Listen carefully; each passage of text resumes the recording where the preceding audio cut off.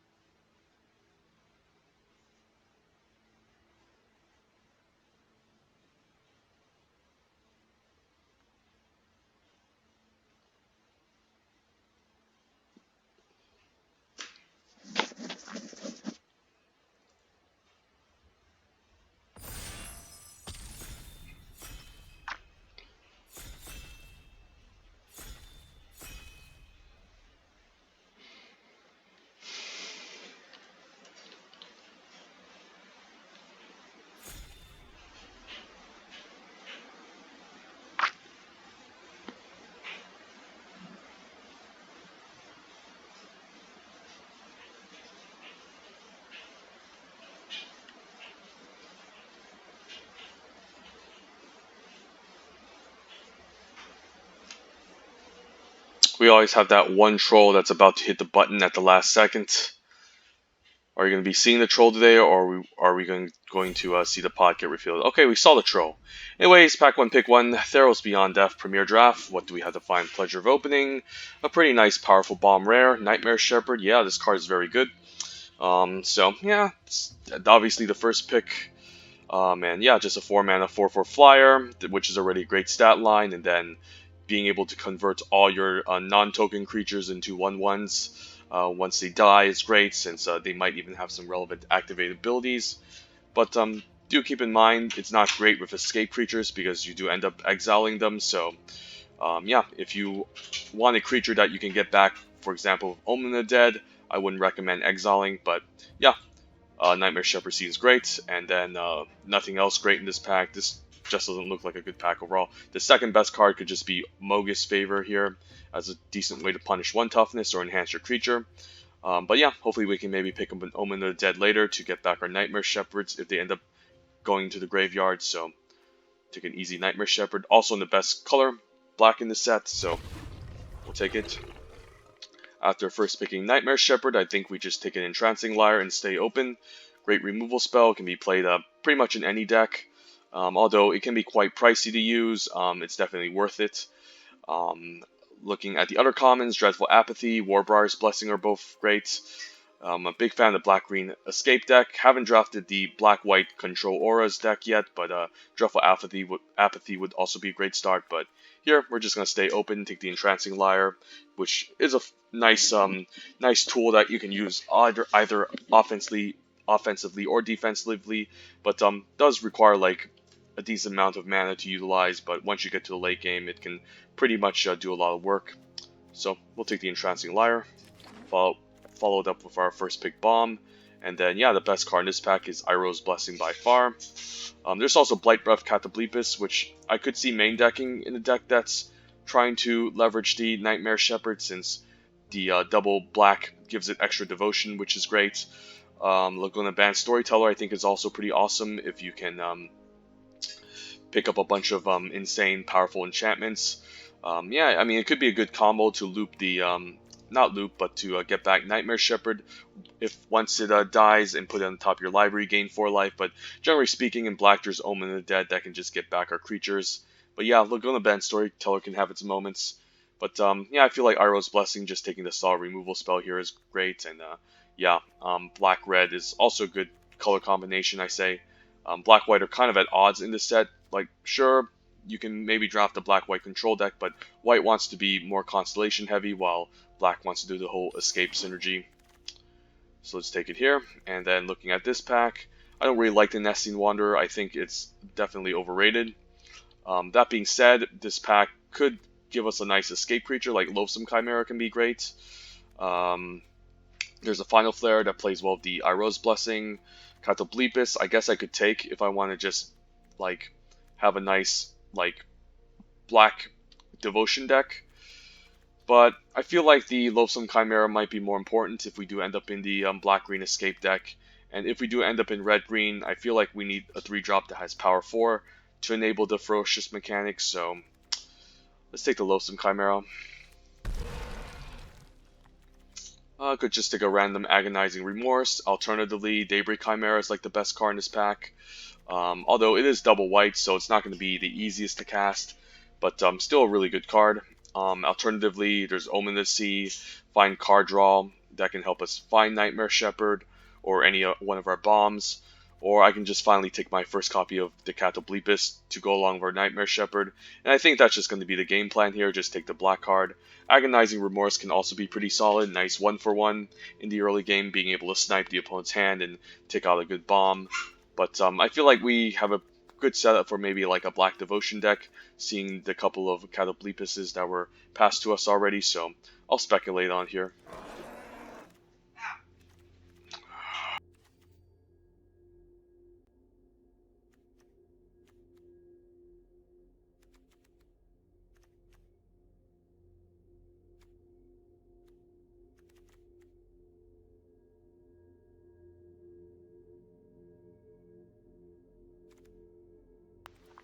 Sorry, I had someone interrupt me. Anyways, I think the Lampad is the pick here. Could use a nice sack outlet, even in the black-green escape deck.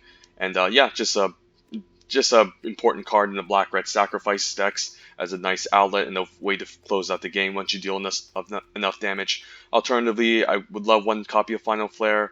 Agonizing Remorse is playable. Relentless Pursuit can help us escape. But we'll stick with black for now and take the Lampad. And the late Omen of the Dead is also quite perfect in a deck like this, since it can get back our Nightmare Shepherd, which can end up getting milled into the graveyard, and this is just a powerful bomb I would like to get back. Also great with the Cataplepus, since it provides black devotion the moment it gets the Blight Breath Cataplepus back, and then you can just cast the Cataplepus to deal -3/-3, so it seems good.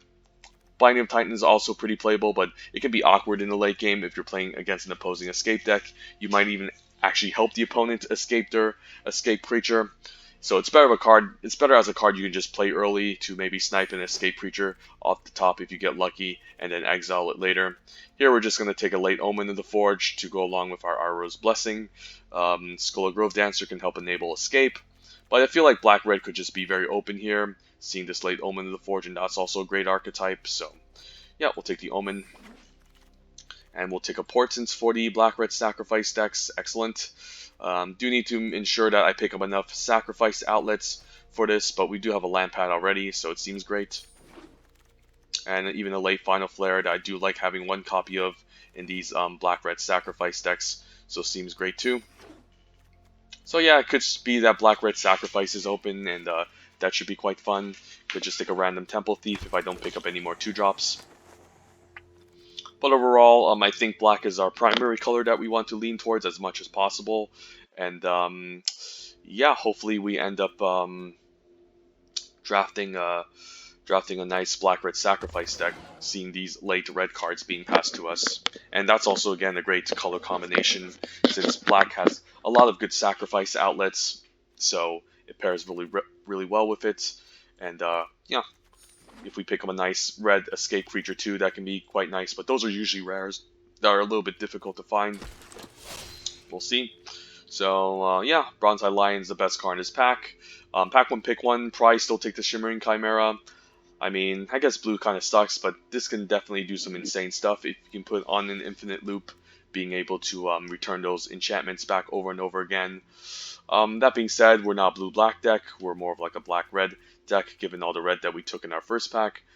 So I feel inclined to just take the Hero of the Revels. Like, this card can be pretty nice since it puts a 1/1 Satyr token out, and then hopefully we can wield a Soul Reaper and Mogus as a solid 3-drop in the sacrifice decks.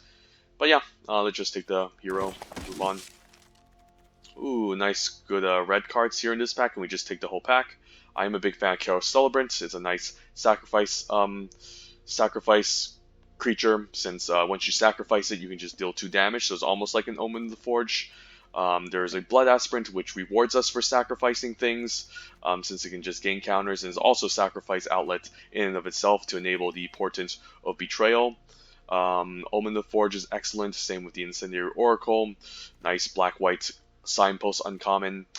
So I think it's just the uncommons here, and I feel like the Carousel Celebrant is just very important as a great 2-drop, since yeah, it can function as removal and a creature sometimes.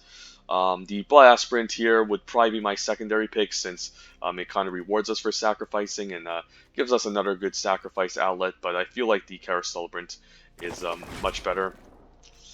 And I could just take another Catoblepus, or I can just take my first copy of Mogus's Favor. There's also late Band Brawler, but I think we're in black-red if I'm not mistaken. We could still be red-green, but this is still quite expensive. Although Mystic Repeal is great, but overall I don't know if we're going to be in green anytime soon. Could just take a Mogus Favor as our first escape spell. Can be a fine removal spell to punish those 1-toughness creatures. And if we pick up these Catoblepus later, that's great. But I think we're in black-red for sure. And I could just take another second Lampad, some late white cards too. We did pass a Rise to Glory too, so we have to keep that in mind. But I guess there's a late Warbriar's Blessing. Do I just take the Warbriar's Blessing now, move into red-green Power 4 matters? I don't think so. I don't think any of our red cards even pair well with red-green, to be honest. I think we're red-black for sure. And yeah, this pack sucks. Maybe take a random Grim Physician. Maybe as a sack fodder creature that can punish 1 toughness. And I already have a Mogus Favor. Maybe we end up playing Flummox Cyclops, who knows?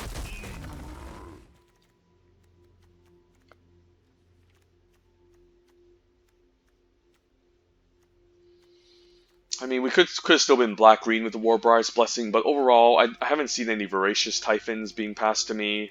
No other great green escape creatures. Yeah, I think we're for sure black-red from the looks of it. And yeah, I don't really like the Scavenging Harpy. I could still play it, but the Wings of Heroes could give us an alternate angle of attack, although we do have a flyer in the Lampad to help close out already. So I guess I'll just take a random Scavenging Harpy. Not very exciting, but can be a fine filler 3-drop if we need one, and has a bit of evasion. And now I can take my Thrill of Possibilities as a decent card draw value card in case we end up flooding. But red is obviously the most open color, I think, from our direction. But black seems a little bit cut off too, but it's just, again, black-red just pairs so well in this set, I want to combine them both. But we can easily be like in red-green as well. Someone might have even taken our Soul Reaper, we'll see.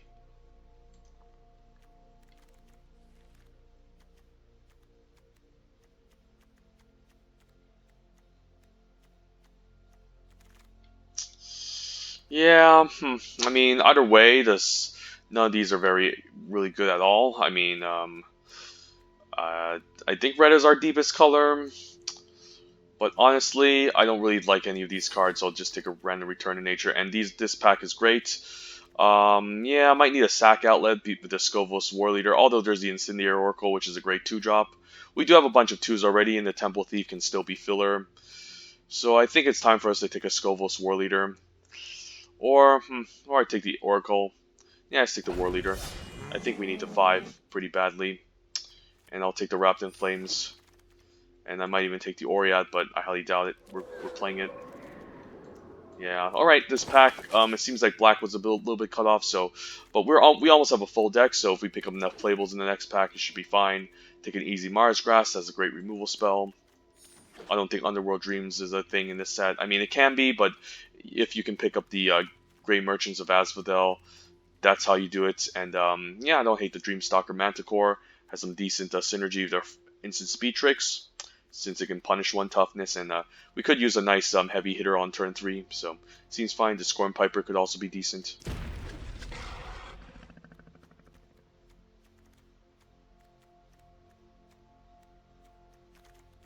Okay, late Nessian Hornbeetle. Okay.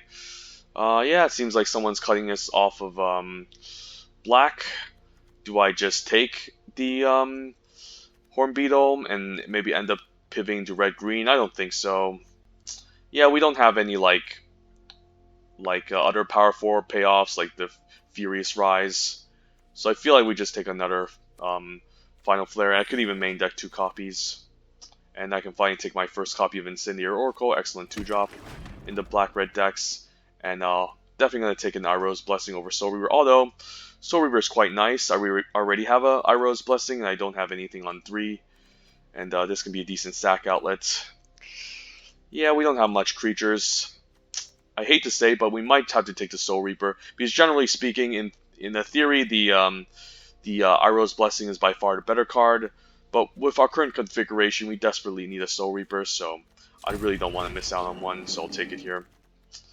And yeah, the Nyxbor Marauder might just be better than the Flummox Cyclops in this deck, giving us more extra devotion to the Catoblepus in the late game. And then here I can just take a random Agonizing Remorse, another Hornbeetle. So we could have been red-green, but again, in green it doesn't seem like we have any good synergy fit.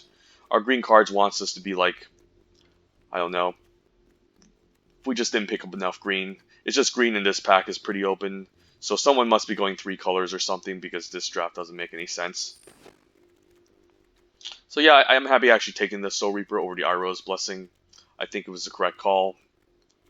And I could even just ditch 1 Final Flare and just throw in an Agonizing Remorse, since I mean, yeah, it's a decent way to deal with a creature that slipped through the cracks, but honestly, it's just, it can be kind of awkward sometimes, and our removal seems kind of okay here.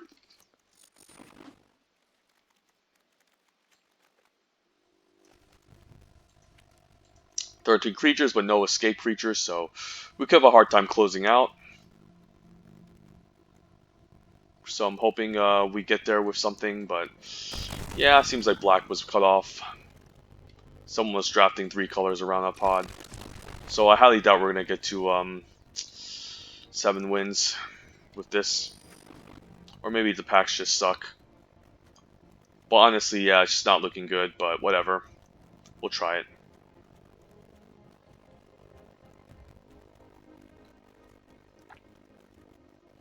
Might even have to play this Flummox Cyclops, as much as I hate to say it, and just go 16 lands.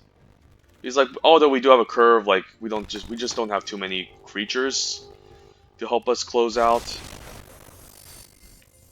And then like, yeah, we just don't have enough ways to like close out, so I could use like a decent heavy hitter in this deck. And yeah, we could just go even split, just throw in the Flummox Cyclops and call it a day. Because with only 13 creatures, that's not enough. I think we need to at least have 15 to have a really consistent deck. But honestly, yeah, I don't really want to play the Oriad or any of the rest of these cards. They're kind of filler. So yeah, let's try it. Let's see how it goes. And yeah, I'm just going to leave it up to that because This deck is pretty mediocre, but if I can get to 4 wins, I'd be quite happy with this, to be honest.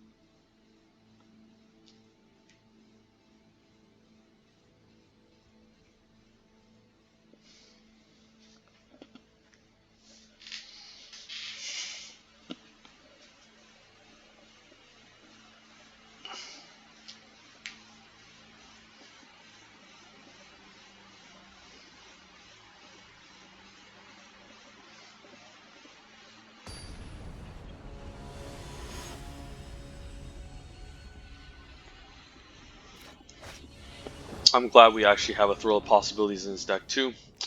Opening hand, not very good. Yeah, this hand's not great. So I guess I need to hope to top deck some creatures because mulliganing on the play is not good. So we'll just keep, and hopefully we can top deck some playables. But yeah, this hand's not great. Nightmare Shepherd is great though, but we'll hide some info. Might need to just win the game with Nightmare Shepherd beating down. But we'll just leave a Scavenging Harpy and hopefully it doesn't end up getting Mogis favored. Could just have it like 1 mana, take it out. This card is not that great. Just bad at blocking in general, and the 1 toughness is not great. But it's more like a utility card to deal with escape threats, but then again, you need to make sure there's an escape creature in the graveyard in the first place to enable, so it's not always that great. So yeah, I'm quite happy he used removal on this, and yeah, we'll just put out the Entrancing Lyre, and hopefully we can hit more land drops.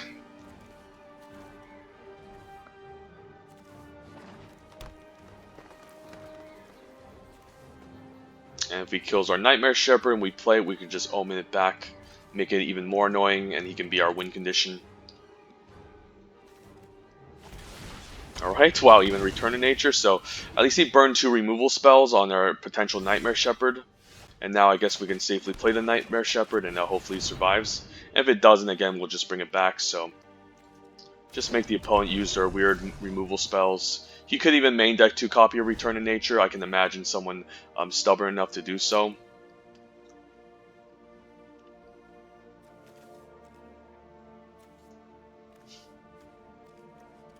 So he's still not playing anything. If he plays a Typhon, I'm definitely going to Iroh's Blessing it, or just play a 4/5 if I draw land to hold it off for the time being.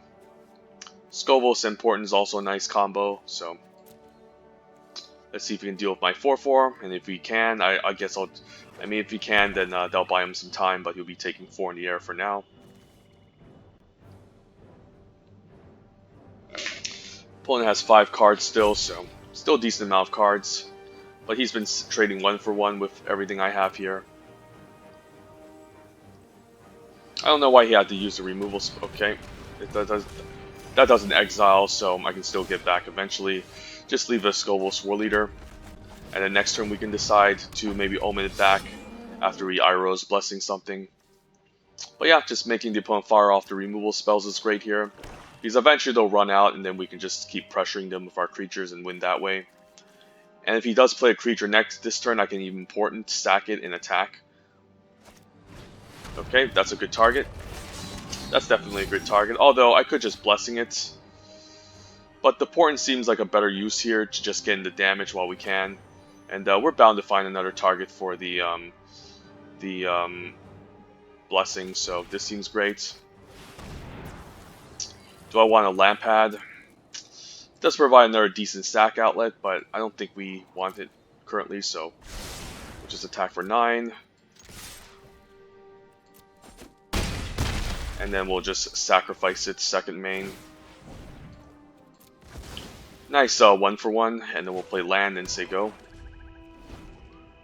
And then we can flash this in end of turn, and then bring back our Nightmare Shepherd to help us close out.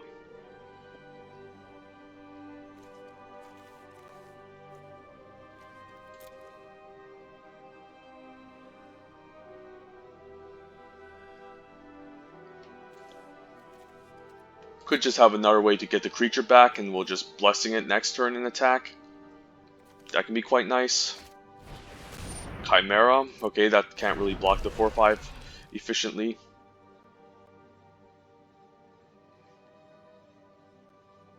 Could have a fight effect here to 2/1 himself. Okay, that's gonna die. That definitely needs to die, so guess we'll just 2/1 him. But for now, let's just be mana efficient here. Get back our broken bomb. And then you can always return it back. But yeah, I don't mind just killing this ASAP before it gets out of hand. And we get the extra bonus with the 5 damage.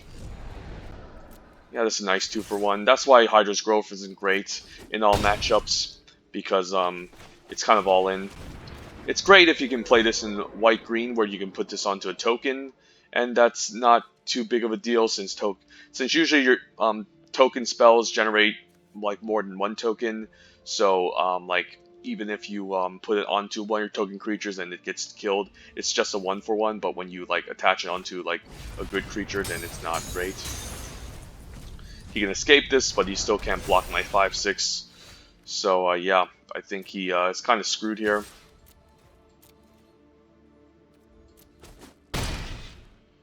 Just play a Nightmare Shepherd, and I don't mind just playing land to sack the Omen end of turn to scry.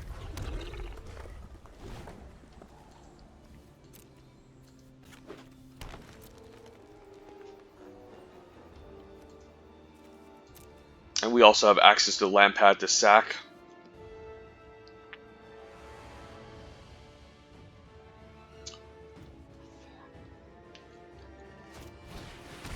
Omen, okay. Well, that's not going to find you a creature. It's going to help you thin out your deck, but you need to draw something. Yeah, I mean, if he doesn't put any flyers out to deal with this 5/4, I think he's dead. I guess I can also just sack my Blessing and just give this Menace. And then he also won't be able to block, and then I'll be able to get in for at least maybe 4 damage if he plays a flyer, and then I can just sack one of my creatures to drain him. So I think he's dead here unless he has a removal spell.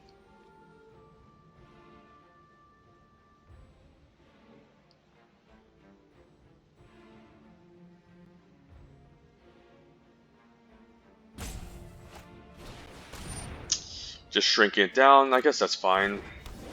So does he have a flyer? I could also sack the Omen to the Scovos, but I'd rather scry here to find more action, and Heroes isn't bad. Yeah, Heroes is pretty nice, it gives me more sack fodder.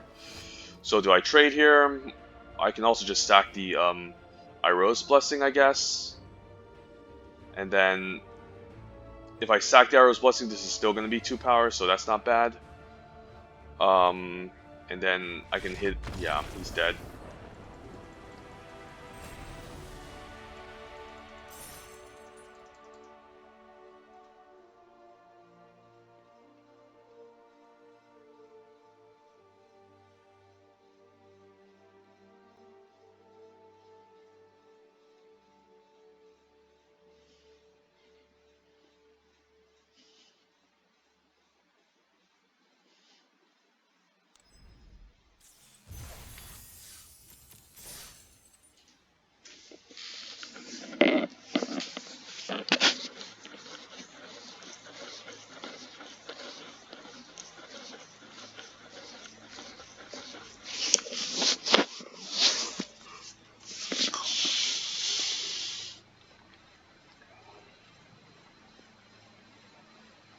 Yeah, it was pretty much dead that game, because if I sack my Iroh's Blessing and then I can attack him with the 2 Power Menacer, then even if he kills my flyer, I can sack in response to Lampad, then sack sack both creatures' second main and just drain them for 3. So yeah, I think he was pretty much dead.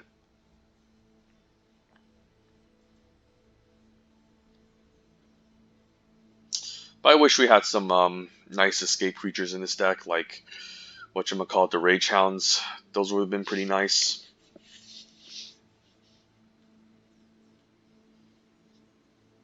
But black did seem really cut off.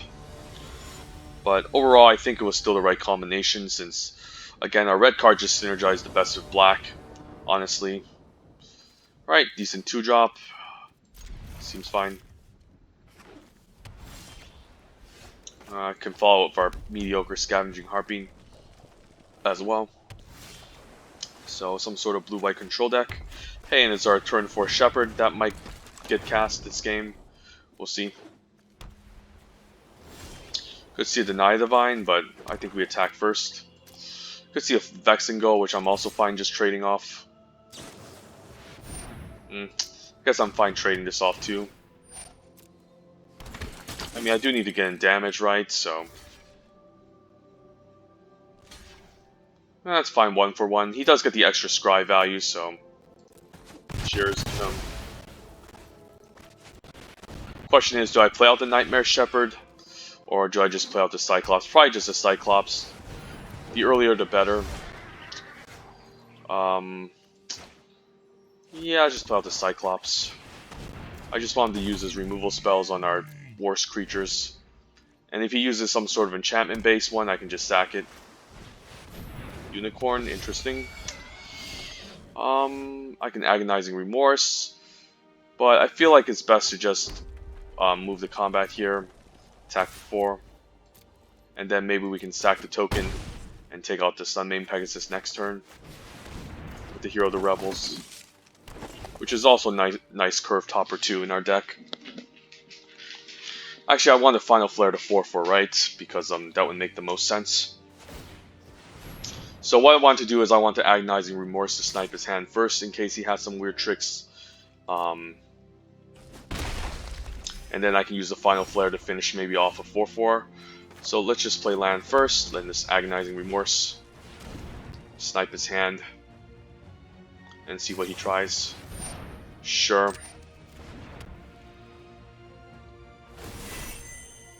Guess he just wants to tap a creature down. Yeah, let's see. The Sunmane Pegasus are annoying. So Stern Dismissal, just a fine pump bounce spell. I think the Argon has to go. That card has to be the scariest, I imagine. And then what can we do here? He's just gonna play out the second Sunmane Pegasus, I imagine. I guess I don't mind just Final Flaring, taking out the 4/4. I mean, that's pretty much annoying too. Or I might need to use this for a flyer, so I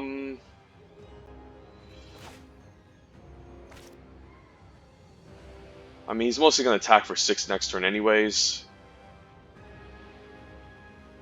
So, I don't know. I think we say go, because I feel like we need to take out the flyer, because if we're able to take out the flyer, we can just play out the Nightmare Shepherd, and then be able to safely attack past it. Because what the Nightmare Shepherd is going to do is, all it does is that it holds off the 2/4s, but it doesn't necessarily deal with anything here. So yeah, I feel like end of turn we could just sack and destroy one of the Sunmane Pegasuses.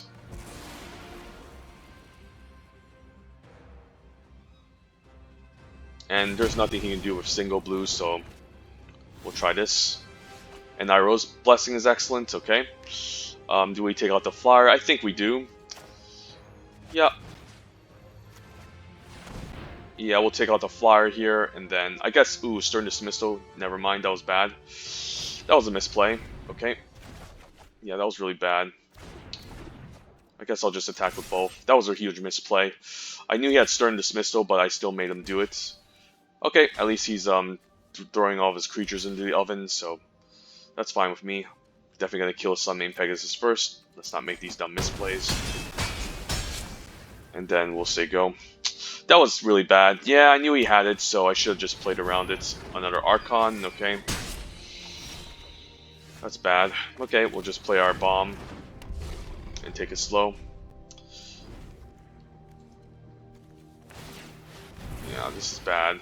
So, if I trade this off, then he's just going to get back like another Omen of the Sun, which is also very annoying. So I guess I'm kind of obliged to just take 4. He also did this on his upkeep as well, so probably found a removal spell to this. That was really stupid. I knew he had a Stern Dismissal, but I still played into it. I should be ashamed of myself, honestly.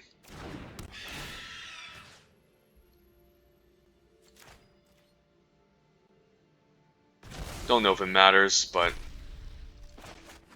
I could have also exiled an enchantment, so I could have maybe free rolled him, and then he won't be able to get back the enchantments. But although he could just sack him, yeah, this could be hard to win if I don't find a way to deal with this 4/4 or find my card draw, because that was a huge misplay. I totally messed up, so I think this Iroh's Blessing misplay completely cost me the game. Just since now I'm just flooding really badly, and he's just scrying to his playables.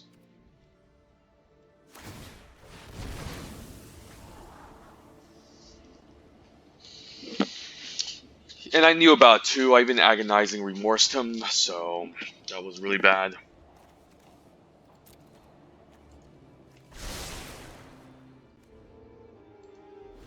Oh, he had 2 Archons. Yeah, that's really bad for me. I'm flooding really badly too. The opponent's finding action from his scries. Not in a good position. Definitely not. I'm hoping I can at least maybe find an omen of the fire, take out the Eidolon, and maybe, like, I don't know, scry into some action, or at least find my Thriller possibilities, because this isn't coming together all too nicely. Alright, 16 landers, yep. I would like to have some spells, please. 9, 10, 11, so 5 more lands in the deck, and we drew like 90% of our lands already, so this should be pretty bad. If he plays like Kiora, Best of Sea God, it's just game over. Okay, sure.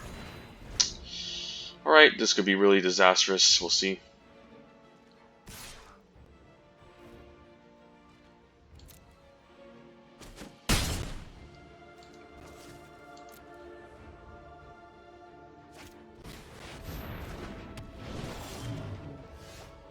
Yeah, this is just bad. Let's just concede. I'll be taking too much flyers damage, and I'll have to jump with the 2/1. So yeah, that was really bad. I should have definitely played around that Stern Dismissal and waited till he tapped out for the Archon and then killed it that way. But I was being an idiot, so I deserve to lose.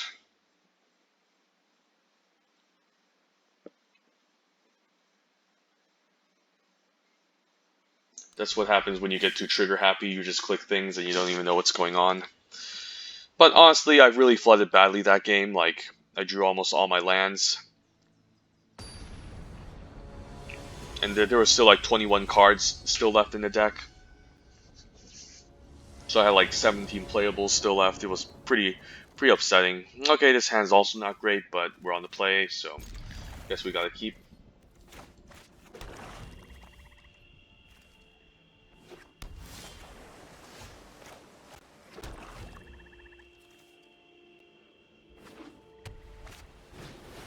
Hey, we can punish him with Mogis Favor. You see, guys, this is why this card is so effective in the set. And then we can soon escape it, so that was nice. Yeah, I'll leave with the Nyxborn. Like, I don't want my Nightmare Shepherd to get exiled, so if he wants to counter this, that's okay. Okay, it resolves, so he has a turtle, sure. If he does play something, I could just Iroh's Blessing it and get through with it. Maybe I could just Thrill instead.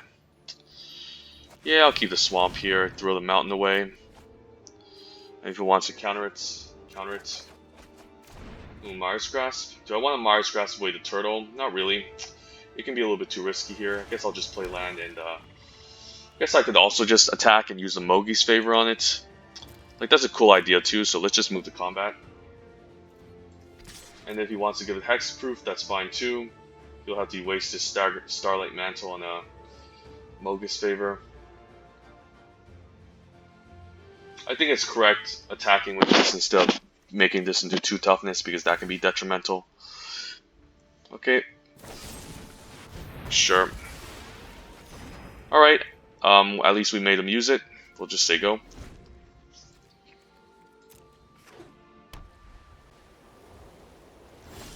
Probably is holding on to more counter spells, so maybe I'm still forced to play this Temple Thief.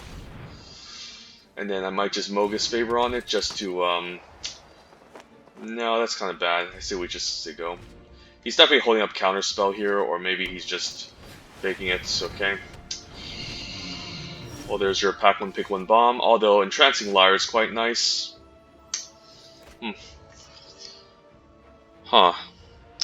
This is pretty interesting. I guess I can maybe play out the Nightmare Shepherd and maybe Iros Blessing onto it. Of course, he's going to draw 3 cards, but like, what can you do against that? Huh. Very interesting. Let's just play him out.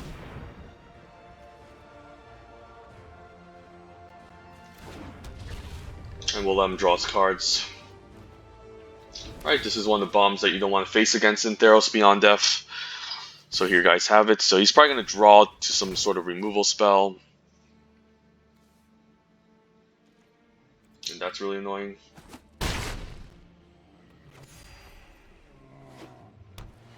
Can I still beat him, of course? Probably not. Probably need to trade off against him.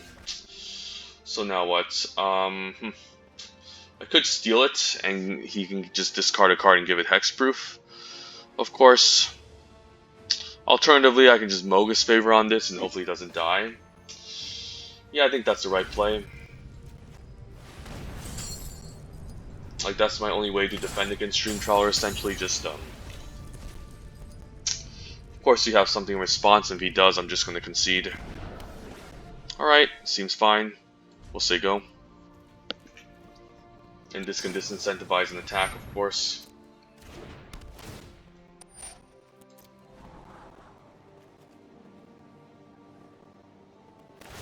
Probably found an answer. Sure.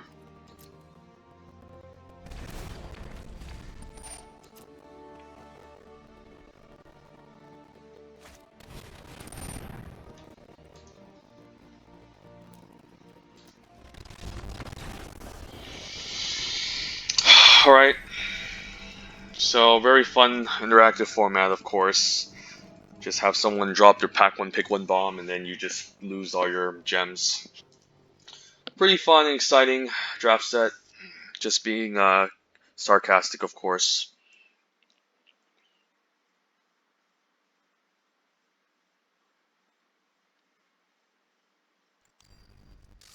Hey, it's 1 and 2. Yeah, really fun and exciting. Going 1 and 2 with a mediocre black-red deck. Since I can't open up a Dream Trawler to save my life.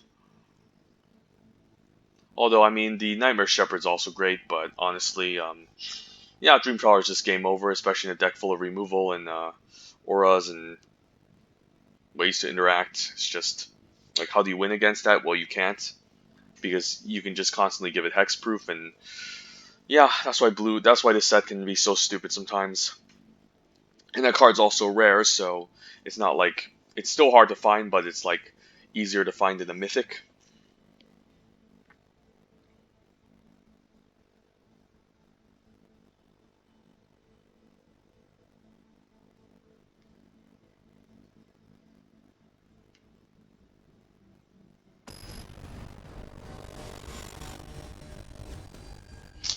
Okay, hopefully we can get maybe a couple wins, get back some more gems, because this is very sad.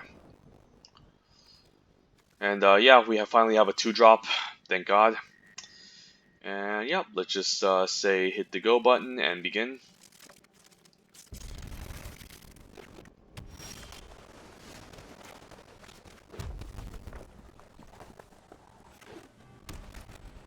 Is it another Dream Trawler deck? It might just be another Dream Trawler deck. I won't be surprised. I don't mind trading this too. I honestly don't want him to mill me because I'm not really an escape deck at all. But I'm fine trading.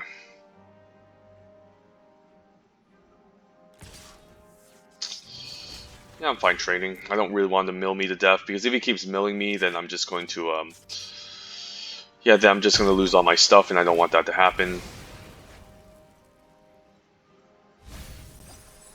Wow. Okay, I just need my Omen of Dead to get this back. But for now, we're just going to play out a Temple Thief.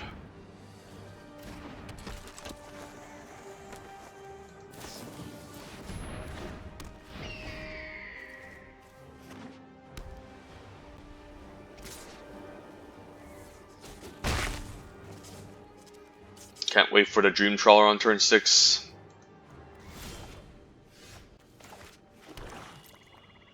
Could see the Ominous Sun ambushing the 2/2, which I also don't mind. But he's probably going to counter. No, no counters. Okay, could see a Stern Dismissal. No Stern Dismissal. Alright, that's not bad. Transcend Envoy. This could just be the Staggering Insight game plan. Never mind. Catoblepus is quite nice. Let's just play the Entrancing Lyre. And then I'll attack for 2, and then pre-combat we can even lock down the 2/2. We can lock down whatever creature is locked down by the Staggering Insight, of course. Just to prevent some damage from happening. Of course, this is pre-combat, so it's not main phase. He could flash in a Starlight Mantle, which I also don't mind if he does. Sure, he gets the extra damage, but he's going to 2-for-1 himself. Wow, Phalanx Tactics, sure. That's a very desperate usage of it, sure. Yeah, I'll just Cattle now.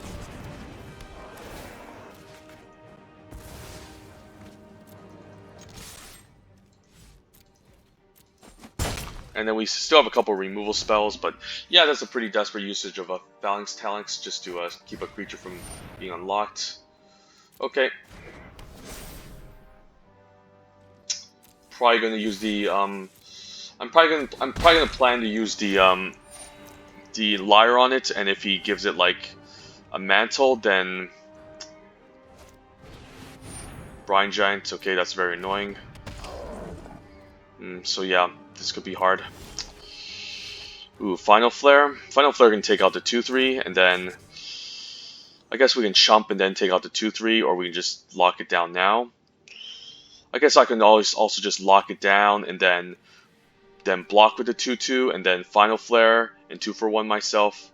I guess I can also steal in Final Flare eventually for one more land. So I don't know, this is pretty interesting. Maybe I just Final Flare this away and then just a chump. Maybe that's fine. And then we can save the Final Flare and the combo. So let's just do this. Get this out of the way before it becomes a nuisance.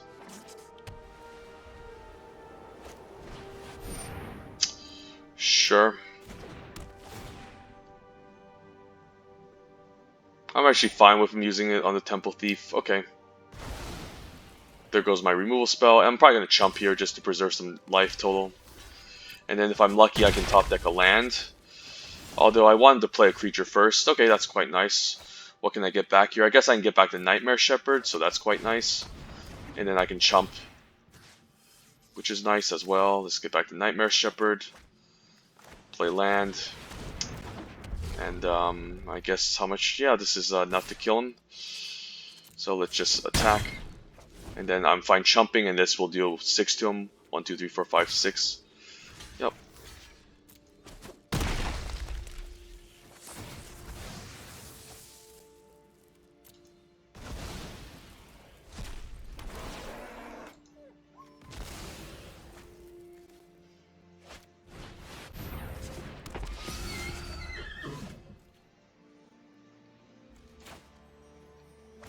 I don't know why the alt tapper is like that. Makes no sense. But that should be able to hold off the 4/5, and not we can still chump.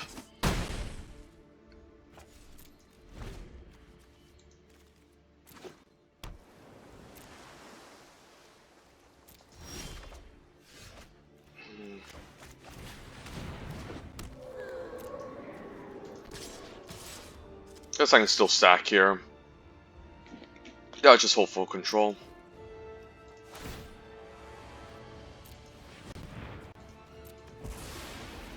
And this is lethal. Alright, we got him. At least it's not a miserable 1 and 2 with a pack 1, pick 1 bomb. So I don't have to feel too bad about myself, but still, it's still not great. Why can't we face more decks like that? I mean, just no Dream Trawler on turn 6, and just just solid creatures and some decent removal.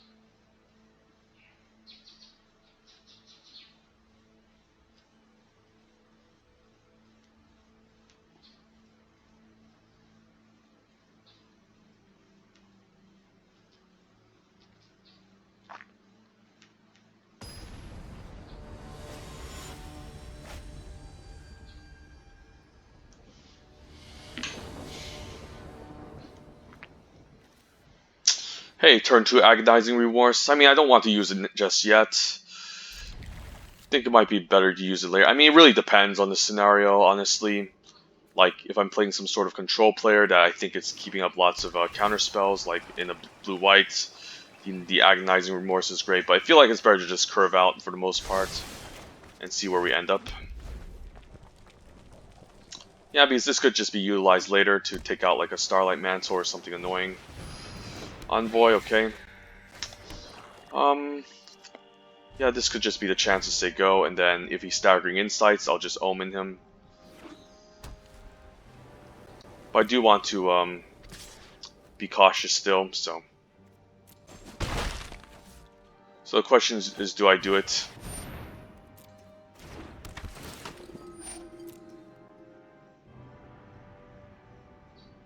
I mean, if he finds a staggering insight, I'll just kill the Transcendent Envoy now.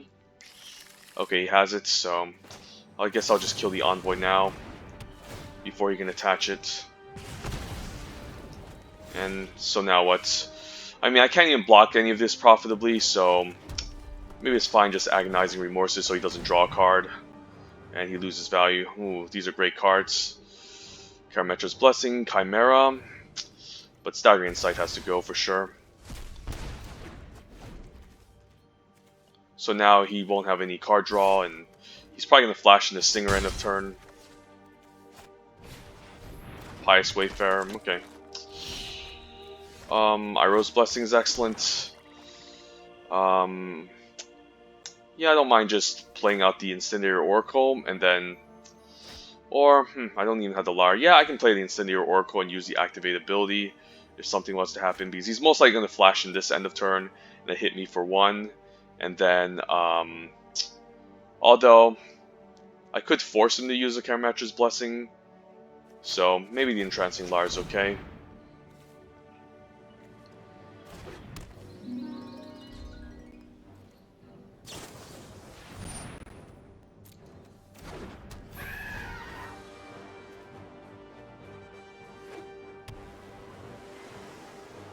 I think we just force him to use it.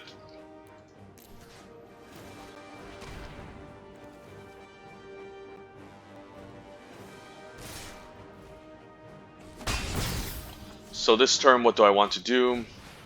He shields down on the Iroh's Blessing, but I feel like it's still better to just untap and just lock this down for 3 while I can, because this is going to deal a lot of damage. And then I can still play out the Incendiary Oracle. And I could even force him to use the Blessing whenever I want, so that's interesting to note.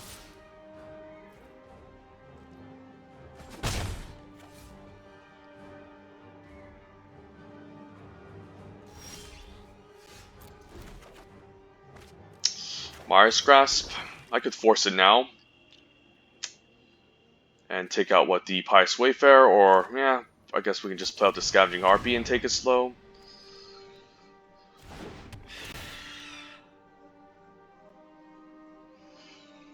I mean, this is a pretty annoying flyer.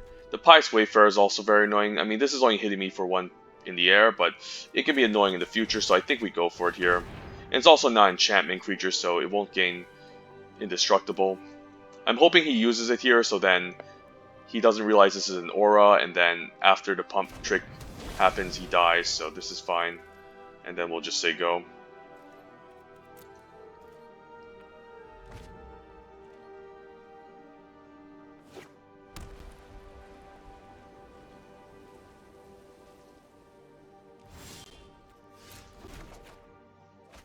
Flummox Cyclops, okay. We can attack for 2 in the air, and hopefully nothing bad happens. Because, I mean, I did take out the Stinger already, and I don't want to run into too many Flash Flyers, but the Flummox Cyclops is nice here. Just having a large creature. He's most likely going to use this on defense to trade with the Cyclops, which is fine because I'll 2-for him, but yeah. The Agonizing Remorse sniping the Starlight Mantle was just too good.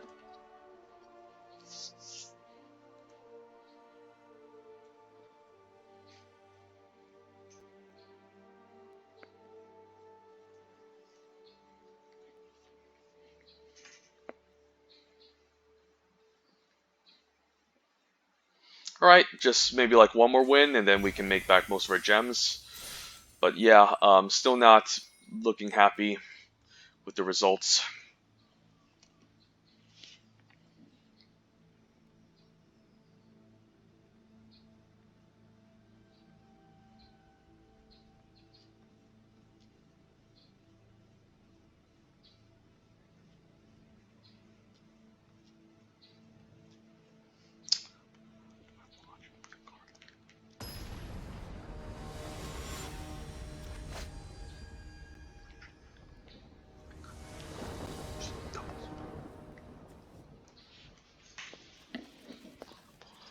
We're on the play.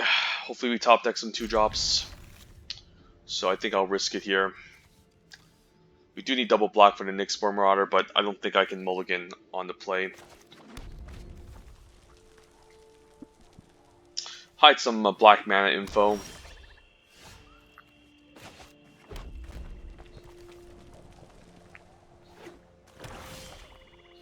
Okay, I guess we're just flooding here. Hopefully it's not one of that, not like the other game where I just like drew all my lands and had like 17 spells left in the deck.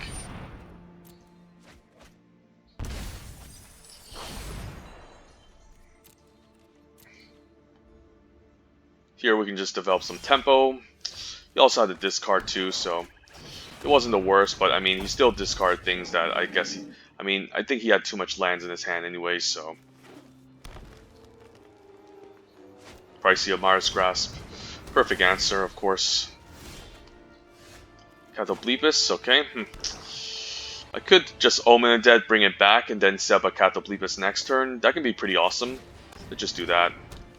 Because, I mean, we're not going to get much value out of this unless we wait for, like, I don't know, the whatchamacallit, the Nightmare Shepherd anyways, so might as well just force him to use another removal spell. Hopefully he doesn't have an Amara's Grasp, because that would be pretty annoying. The Scorn Piper. Okay, I can punish it with the Favor. And then I can get a nice attack. He lost like 4 life already, which is definitely significant. And I can also play everything out since he doesn't have a creature for the aspect of Lamprey. It's nice to have a lamp as a sack outlet too if the 4/3 gets answered.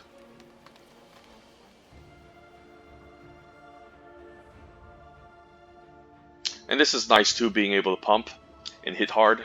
So yeah, 2 nice threats, and then the Catoblepus can be nice removal as well. Targeting, yeah, we'll sack it.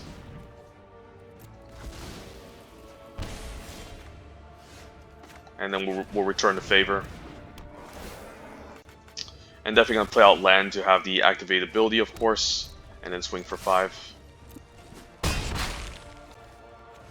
And then, I mean, I could stack this on my upkeep too. I'll do that. Or not. I mean, I might miss on an important draw phase, so I think it's fine just letting it be, and then I'll sacrifice it before end step.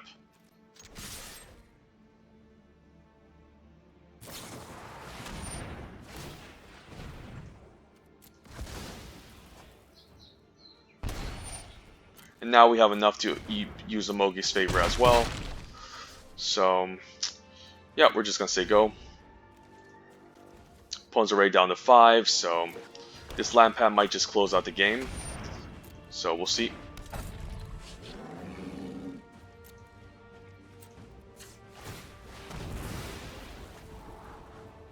Alright, 2 lands on top, so this was a game where we were gonna flood, but thank God we top deck a Lyre.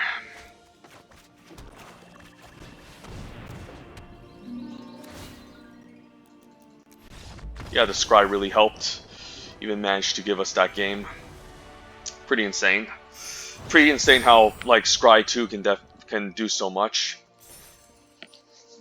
So yeah, 4 and 3. At least it wasn't 4 and 2. At least it wasn't a complete disaster.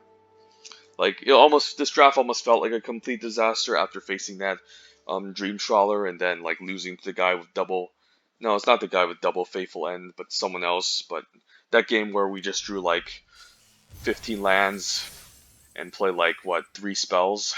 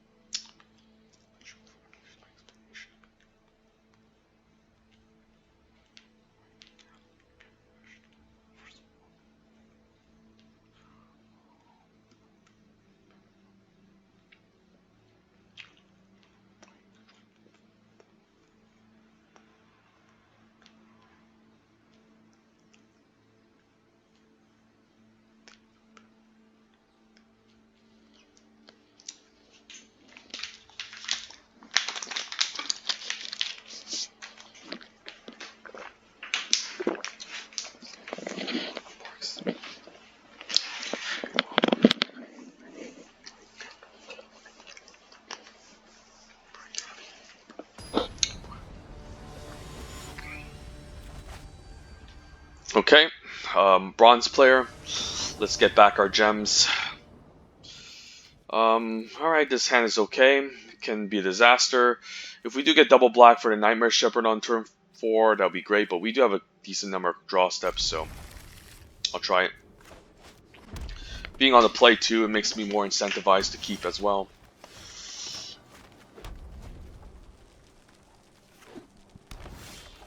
Alright, here we go.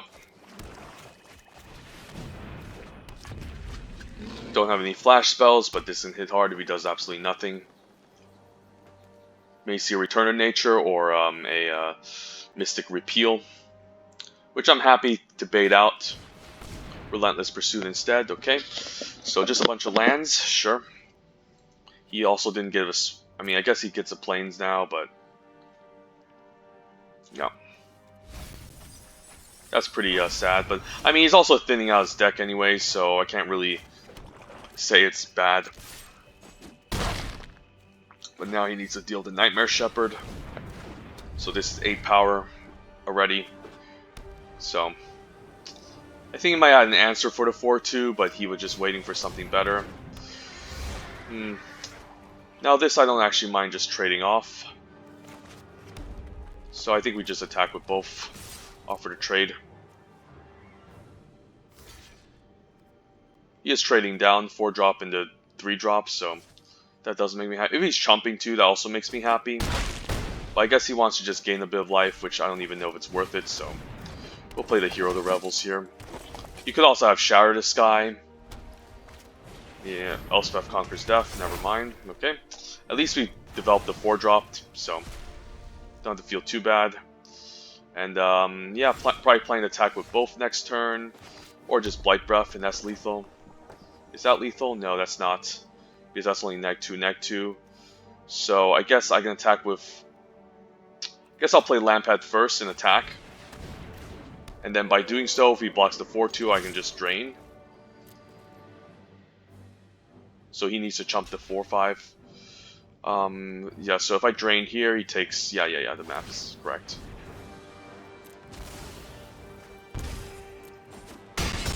And then we'll just sack 2 here. Yeah, Lampad getting the job done.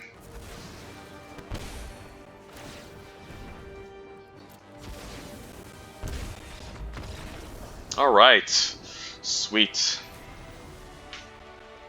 5 and 2. Now what I expected from this deck. I thought this draft would have been over like, I don't know, game 3 or something. But sometimes you get there and you get lucky, so sometimes you just have to pray you hit the jackpot. And this isn't the jackpot, but it's still pretty lucky getting 5 and 2 with this, since I've been facing pretty insane opponents so far. But yeah, Rakdos mediocre. Let's try to get maybe 2 more wins. But at least I'm happy making my gems back. That's all that matters. Because sometimes you can, draft with the best skill, but like, at the end of the day, it really is about luck.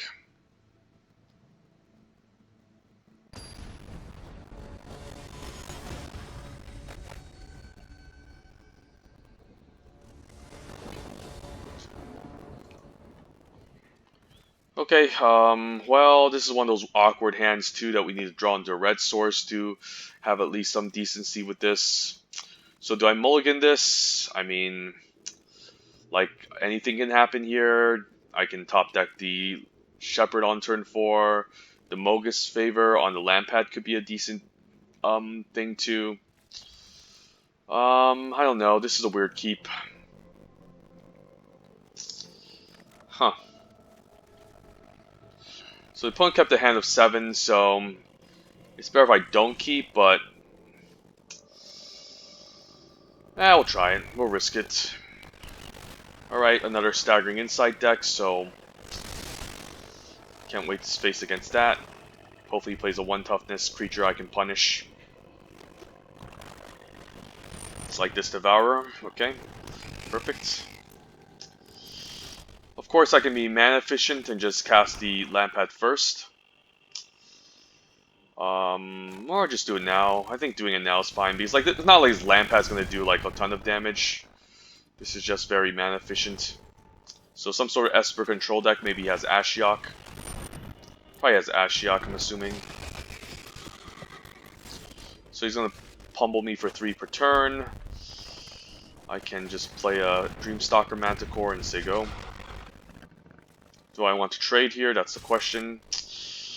I mean, nah, I'll swing back for 4. Like, I'll be taking 3, but I'm swinging back for 4, so I think it's worth it.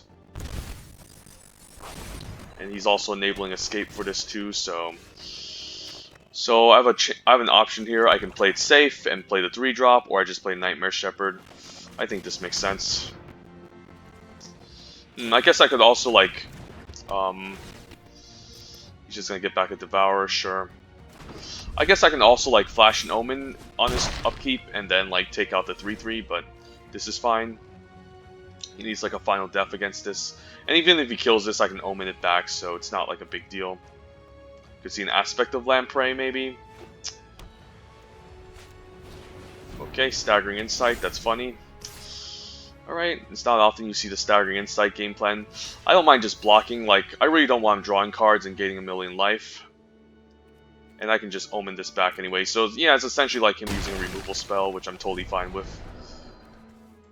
And then, yeah, he needs to get this back eventually, but we can just Omen back our Nightmare Shepherd anyway, so seems fine. Let's move to combat.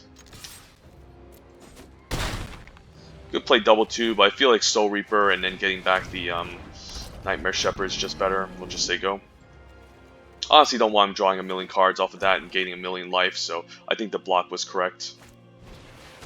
Shimmerwing Chimera, I definitely need to take out with the Omen of the Forge.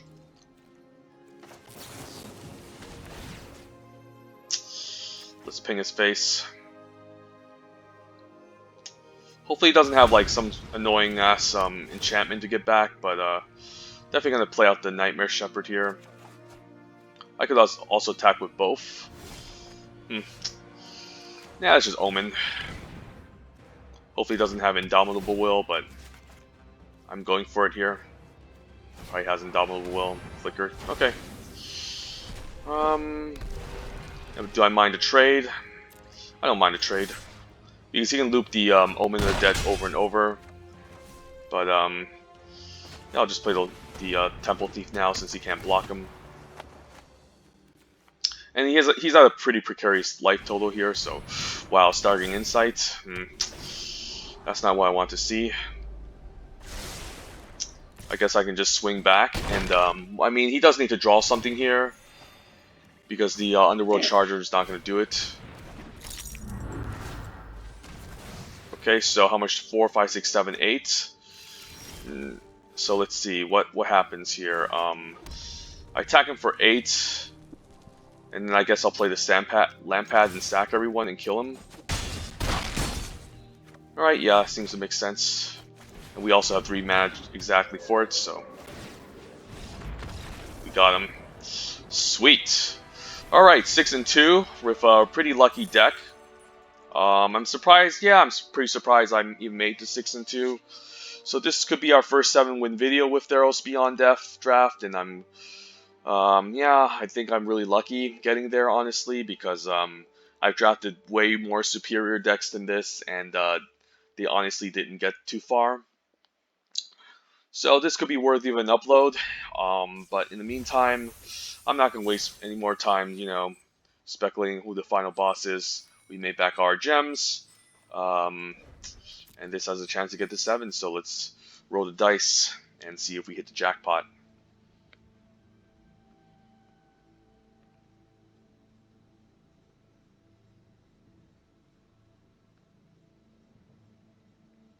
And that was a pretty strange opening hand keep too, but it did pay off. The Mogs' favor, being able to deal with the 1 toughness threat early was quite nice, and then like we even top decked the Shepherd to play on 4. But I think the trade was correct, honestly, because honestly he would have just drawn a million cards with that Underworld Rage Hound and gain a million life. By trading off my my Nightmare Shepherd with it to his Underworld Charger, it was essentially a 2-for-1. Sure, he gained life, but you know, I definitely cannot allow him to draw cards with that. Otherwise, he can just run away with the game. Staggering Insight is definitely a very scary card, but the opponent like tried to do some weird blue-black Esper combination. So, final boss. Let's do this. Hit our lucky jackpot, and not a bad hand. Pretty solid. I think I'll keep. And I'm gonna try to do my best here, and not make any stupid misplays. Yeah, I'll just play red mana, it doesn't matter. Don't think this matters too much. So what does he play? Nothing? Okay, so I assume we leave with the creature of the highest power and maybe save the Lampad as some sort of surprise in the late game. So we'll just play it here, and I don't really think I need to thrill until later. Next turn, he could just pass a turn and then have an Ominous Sun. We can attack with the Temple Thief. If he does some sort of double block, we can punish him. So I can't attack past that, so right, this is the circumstance where whatchamacallit, I guess I can attack past him, never mind. So now what, do I want to thrill here? The question is, what do I thrill? The 5-drop? Soul Reaper? I think we just attack for 2 and develop, right? Or I just discard hero. Nah, let's debate about it next turn. If we do miss our land drop, we'll just thrill. If not, we should just hang back. But yeah, we can keep swinging for 2 with this Temple Thief, and then he's also going to lose 2 from this. I'll attack with both, and I can also finish this off. So that's quite nice. Yeah, this is nice. Land drop is also not bad. Let's move to combat. I don't think there's no 1-mana flash tricks besides the Omen of the Dead, so I don't mind if he blocks. Let damage happen. And then we'll just Omen of the Forge. And now let's tap like civilized people. And I'm fine playing on my Lampad to develop the board. And this is nice since he doesn't have the ability to sack it. He could have Shatter the Sky, of course, but I'm not going to play around it here. These creatures I'm fine just losing because I can just develop a Hero to Revels eventually. Daybreak Chimera, we can Final Flare away.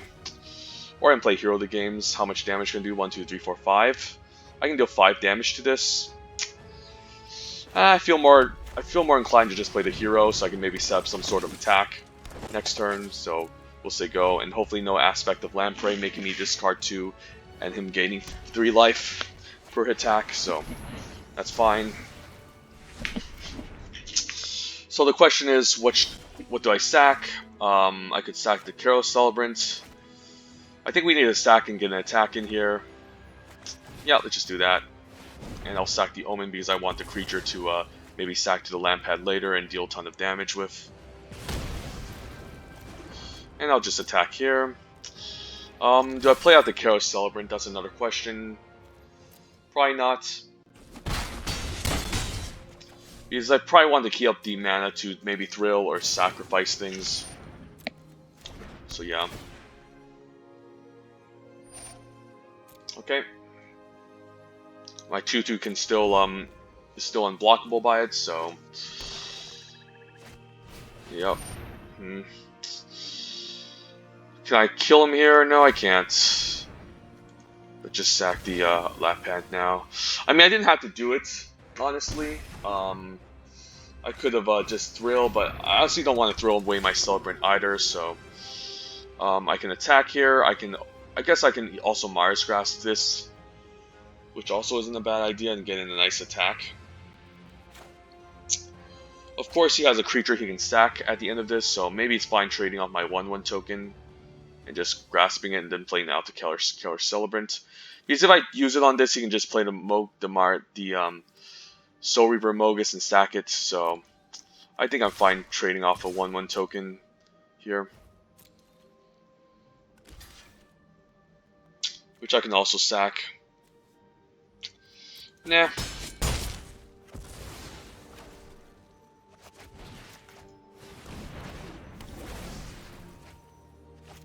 Get rid of his annoying blocker. And then the opponent's at 5 here, so it should be pretty difficult for him to kill me here. I also have the Temple Thief, which has built-in evasion against the Soul Reaper of Mogus. So it's nice to just get rid of these annoying blockers in the meantime.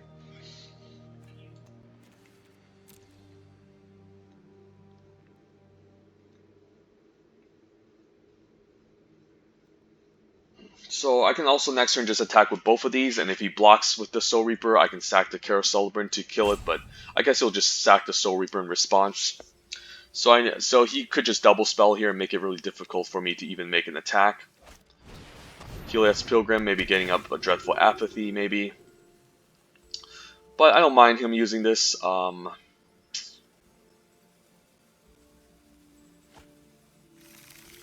Grasp, maybe on the Soul Reaper, sure. I still get to attack for 2. Well, that's not a card I want to discard. Also don't want to give him fodder to sack, so I think I'm fine sending him both. And yeah, this is okay. We don't have Swamp, but I'd be happy to play it out just to drop out the Nightmare Shepherd, but yeah, he can't block with the Soul Reaper. So Temple Thief, taking out the final boss, or not. Or not, okay. Okay, Omen of Dead, can bring back. This is really hard. Careless Celebrant. Although, I want the Omen to maybe get back the Nightmare Shepherd. Hard choice. I think I risk it here and just ditch the Omen and play out the Shepherd. Yep. And this is just a one-hit KO unless he has a removal spell. Do I want to trade here? Not really. Could see a Final Death. Okay, Funeral Rites down to 1. Alright, this is pretty desperate. I mean, he needs some sort of like Final Death to deal with this. Rise to Glory, wow. This opponent had a pretty solid deck as well. But I think main decking the two Funeral Rites might cost him against the aggro deck, but this is very strong. Black-white auras, so yeah, he had the control deck essentially. But I mean, honestly, I think black and white just don't synergize and pair too well in this set. I've said about this multiple times. The problem is that again, black is trying to do the whole escape thing, and then white is trying to do the whole constellation thing. So the only thing that white and black pairs well with is again the aura-based removal spells like Mars Grasp, Mogi's Favor, and the Inevitable End. But yeah, it's a pretty desperate sack. So yeah, we got him. Oh wow! All right. An impossible 7-win video was made possible. I'm quite surprised I even got to 7, to be honest. I don't really think this deck deserves 7.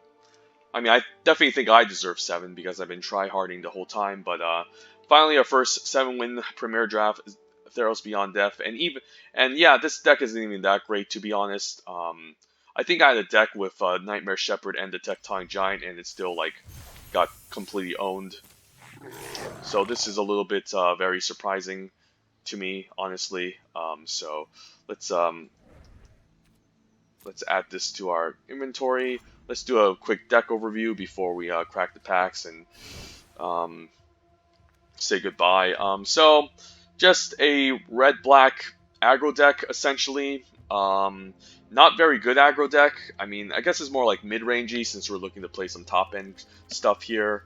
But overall, it's very medium. Like, it's not even like that great of black-red deck. There's no like phoenixes. There's no like escape creatures. There's really like the only synergy really is just sacrificing. But overall, it's there's like no self mill or escape going on. So, yep. Anyways, black red mid range. What do we have as a removal? Mogi's Favor, definitely an overperformer. It's a nice way to enhance the creature, making it really giving it high power, and then like it punishes 1 toughness very well in the set. So another reason to void 1 toughness is because of Mogi's Favor, since you can eventually escape it, and this can even become a nasty 2-for-1. Agonizing Remorse, decent way to snipe their hand. Of course, I'm definitely going to play over the second Final Flare because 2 Final Flares can be awkward, and yeah, sometimes just a nice 1-for-1, being able to trade a 2-cost sorcery spell for like a nice bomb or a removal spell or or a removal spell or win condition that the opponent has. So I do like having like a copy of Staggering Remorse and Agonizing Remorse in any black deck. Mars Grasp, obviously excellent. And then Omen the Forge, decent. Sometimes it can suck, sometimes it can be good. It's best in the early game, but overall, you can definitely get blown out if you use Omen on a creature in this set, because there's a decent amount of pump tricks at common. So be careful of the Omen. In terms of value engines, we have Omen of Dead to fetch back some of our creatures, key creatures to get back, Blight Breath Catoblepus, which I think we did in one game. What else? Nightmare Shepherd, obviously, maybe some top end threats, and then in case like we don't find our land pad, in case both our land pads are dead, we can fetch out land pad to help close out our game, so that's nice. Thrill of Possibility is also helping us loot as well, giving us a bit of card advantage, and helps us fuel the graveyard, although we don't have any escape. I guess there's also Final Flare as our find 1 of copy, Entrancing Liar, and then Iroh's Blessing, always great, and then Portent of Betrayal is a nice 1-for-1. Again, takes a bit more setup, but it's nice just having one of these in black-red, since you can steal the creature, get a nice attack sometimes, and then just sacrifice it. But still kind of conditional, but it's cool to have. So yeah, anyways, yeah, just a really mediocre black-red deck. We don't even have any raid challenge to escape. I do like the double Lampad though. We're even main decking a Temple Thief, which surprisingly enough was very effective in our late game, in the last game, since he played a lot of enchantment creatures that made this unblockable. Kara Celebrant, solid sacrifice creature. Incendiary Oracle, always excellent in the early and late games, since it can exile creatures in the early and late games, since it has a pump effect, and then in the early game, if you can trade this off with like, I don't know, an Underworld Rage Hound, that's nice. And yeah, I actually took a Soul Reaper Mogus over an Iroh's Blessing in this draft, if you guys recall, since I desperately needed a copy of this on turn 3. Otherwise, yeah, if we didn't have it, our curve would have been kind of awkward around 3. Like, there's almost literally nothing to play on turn 3, not even a Funeral Rites. So yeah, and Scavenging Harpy, pretty mediocre card. I don't really like this card, but again, we're just playing as filler and a little bit of evasion. And it has some utility, exiling stuff, but overall, we didn't even hit anything great with it. So we're basically scraping the bottom of the barrel by playing the Scavenging Harpy. Dreamstalker Manticore, good card. And then the 4-drops, we're also scraping the bottom of the barrel by playing a Flummox Cyclops. Generally speaking, the 4-drops you want is like the Scovos Maze Warden, and then the Venomous Hierophant enabling mill for your escape decks, but it's pretty much like bottom of the barrel filler just to have some top end, since our deck doesn't really have too many beefy creatures besides these 4. And yeah, it's just nice to have another heavy beater to kind of help us close out the game as we curve out and punish the opponent for missing land drops or playing smaller creatures. And then Hero to Revels, nice synergy with the token, giving us another token to sacrifice. And just a 4/4 is solid. And then War Leader, one of our sack outlets. And then Cataclysmus had some nice moments in this game, in this deck too. Since I think there was a game where we had Nyxbor Marauder, and then Blight Breath Cataclysmus dealing like 6 to take out like a Brine Giant, which was pretty insane. And then like there was a game where the opponent attacked into our Blight Breath Cataclysmus, and then with a Nightmare Shepherd, and then we recurred it and just took out like a large creature. I forgot. Anyway, just even split mana base. This deck is really mediocre, like from the looks of it, but I think I got really lucky. I honestly drafted way better stuff than this. But I think overall in the draft, I think I should have been like maybe red-white or something from the looks of it. But the red cards, again, just want me to play Sacrifice, the Portents, the Final Flares, Omens, some of these 2-drops, the Scovos War Leader, Hero. But I could see the Sacrifice synergies being enabled in red-white as well. But yeah, black still had some decent stuff, but overall it was pretty cut off. But yep. Anyways, let's crack some packs, move on, claim our prize, and yes, celebrate our first 7 wins with Theros Beyond Death, which is not the easiest premier draft set. Pack 1, pick 1, easy Final Death. Commanding Presence, excellent in the Staggering Insight deck, where you can equip this onto an evasive threat like a Flyer, protected with Karametra's Blessing and Starlight Mantle, and just run away with this. Obviously, Staggering Insight is the better card, but Commanding Presence is maybe like a secondary aura you can have in one of those Staggering Insights decks to help close out the game. It can be pretty solid too in white-green if you have enough Flyers as well, and if you have enough Karametra's Blessings or Flicker of Fates to move the Commanding Presence around. But yeah, definitely a strong card, but can be quite risky. But yeah, it can be minimized with the protection spells. 1 of the star. Not the best removal, and I've stated multiple times that the only reason you should be drafting blue in this set is if you open up either a broken mythic rare in blue, or if you picked up like a Staggering Insight and you want to pair it with white, because yeah, even if you can lock down a creature, sometimes it's not great against creatures with activated abilities, especially ones that can sacrifice things. But if you want to just take out an annoying escape creature, yeah, sure, this is fine. Take out an annoying Flyer, this is fine. But yeah, it's essentially the thing is even if you turn it enchantment, unlike Banishing Light, which exiles, you can still sacrifice the creature that was locked down by the enchantment, and unlike Dreadful Apathy, you don't have the ability to exile that creature. So it's still kind of like sacrifice fodder for the black-red sack decks or any black deck in general. But yeah, 1 of the stars, not great removal, and blue overall just had really bad commons. The only good commons are the card draw spells in blue, since those blue card draw spells were utilized to find your bombs in the first place. While, you know, the removal spells, Ichthyomorphosis is very medium, and then the creatures are really small. I mean, there's some Flyers like Vexiglow, but they're still really small. They're not very impressive, and again, there's no escape creatures too, and escape cards are all pretty bad. But yeah, easy Final Death.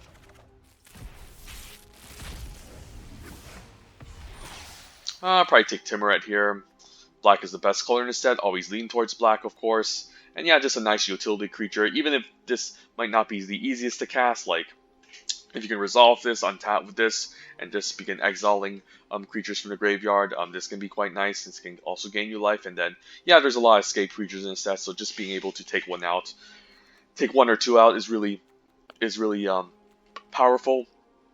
That being said, Dreamstalker Manticore, best in the, I mean, it's a really nice versatile card because you can play this in the green-red Power 4 Matters deck to enable the Power 4 synergies, or you play this in a blue-red Flash deck to to punish those 1 toughness cards. But either way, it's still a good card in like any red deck since it also hits really hard, but it's also a pretty soft target to Omen of the Forge, to be honest. Like, this can really get punished by Omen, like, really really badly, since it does really trade down. So, gotta be careful, but fine 3-drop, and we did main deck one.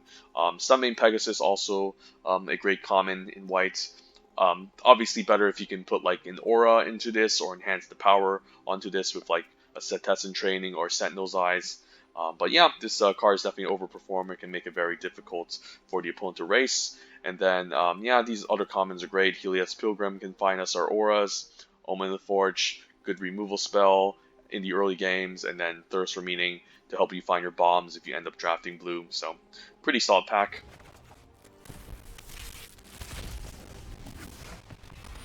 Mars Grass, Banishing Light. You know, I did say lean towards black. So, as crazy as it might seem, I could just take the Mars Grass here. Like, Banishing Light is probably the better card, though. Like, I'm not opposed to white in the set. White is actually really good color.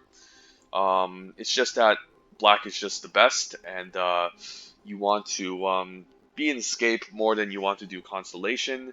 Although you can definitely get away with Constellation. I mean, the Banishing Light just exiles any target non-land permit, so it's definitely a lot better than Mars Grasp. And yeah, drafting white isn't a bad idea. It's just, yeah, the escape cards are just better, but you can definitely draft a really aggressive Constellation deck and really blow people out, and it's definitely possible. So, yeah, maybe just take a Banishing Light and lean towards white. Yeah, Caliphate. The weird thing about this card is that it increases your power, and that's not what you want to do in blue. Blue wants to be very controlling in this set, and just enhancing the power is not really anything. And the 3 toughness does trade down a lot, and it also gets owned by Mars Grasp for 4 mana, so I'm not a big fan of Caliphate, and it's also difficult to cast.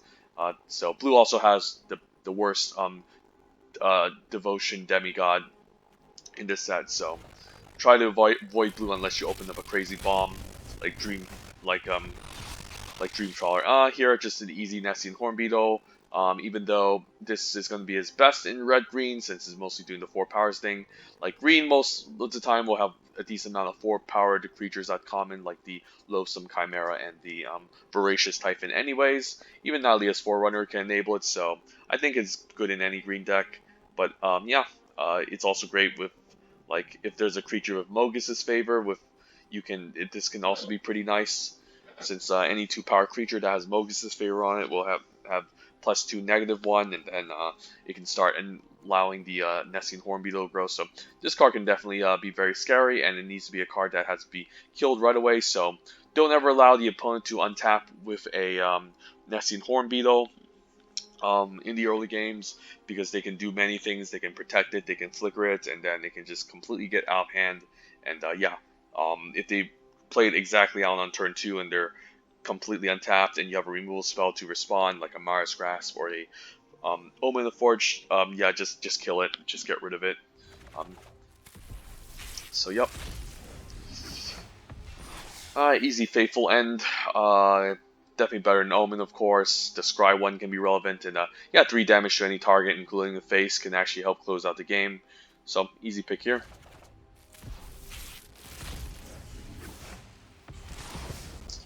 Fateful End versus Voracious Typhon. Still probably Fateful End. Solid removal spell.